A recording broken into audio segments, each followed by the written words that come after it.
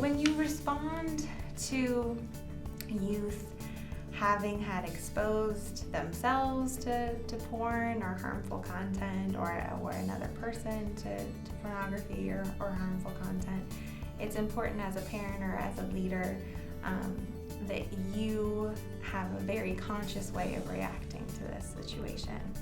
Because it's really important that when you're reacting to porn exposure, that you're not going to induce shame into the individual.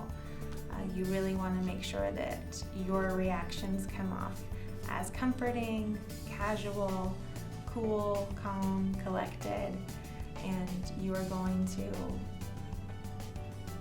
be somebody who that individual then can come to at a later time when they're experiencing, a certain type of problem.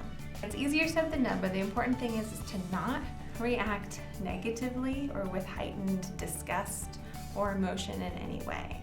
If you do catch them in the act or in some way, try to take a beat, take a breath, and sort of collect yourself first. If you're a parent in particular, a great way to start to react is to first apologize. Kids love it when parents apologize to them. Then you can really make sure that you drive home the point that it's okay that you're sexually curious, it's only natural to be attracted to this type of content, it's only natural to be aroused by this type of content, but I want to make sure that you have quality information to learn about sexuality, and so let's make sure that we can connect you to those types of resources. Then you can really come back to the situation at a different time, when the embarrassment has calmed down on both sides, and then you can really have a conversation. And when you have this conversation, you want to do mostly information gathering, asking questions instead of lecturing, because if you lecture, with any kind of situation, kids usually check out.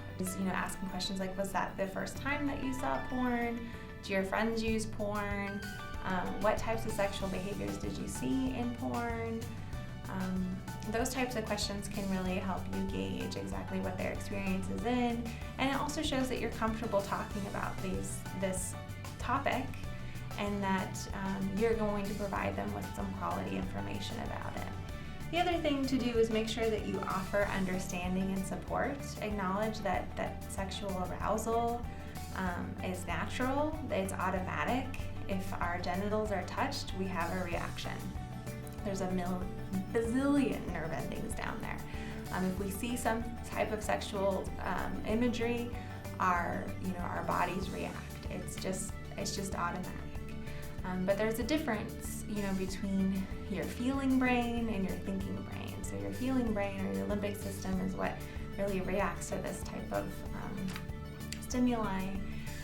But your thinking brain or your cortex is what can determine, what is right from what is wrong and that type of thing. And so you shouldn't feel any shame about, liking internet porn or being aroused by porn. There's nothing wrong, make sure that you explain to the child there's nothing wrong with them. It's not dirty. A lot of times people use the term like, don't look at dirty pictures and that type of thing, which really stigmatizes sex even more, creates more shame. So we shouldn't be using that terminology. But then you also need to provide some much needed information about porn specifically to young people who have been exposed to it. So the first thing you want to really emphasize is that porn is a product. Porn is not necessarily sex. It's sex. It's the commodification of sex, or sex turned into a product. So because of that, in order to make money, you have to show the most extreme, crazy types of sex so that you get people to go to your websites or to your videos because they want to see the latest and greatest kind of thing in sex. You can insert your own sexual values into any conversation you're having with kids about porn or sex. You can say, I wish that you would not engage in sexual behavior until you're married, or until you're in college, or until you're in a committed romantic relationship. However, that choice is yours. So I'm here to make sure that you have the information to build the skills that you'll need to have sex when you think that should occur. It's important to really emphasize that you don't ever have to do any sexual act that you don't want to do, and you should never make another partner do any kind of act that they don't want to do. That is sexual assault, and those types of messages need to be clear.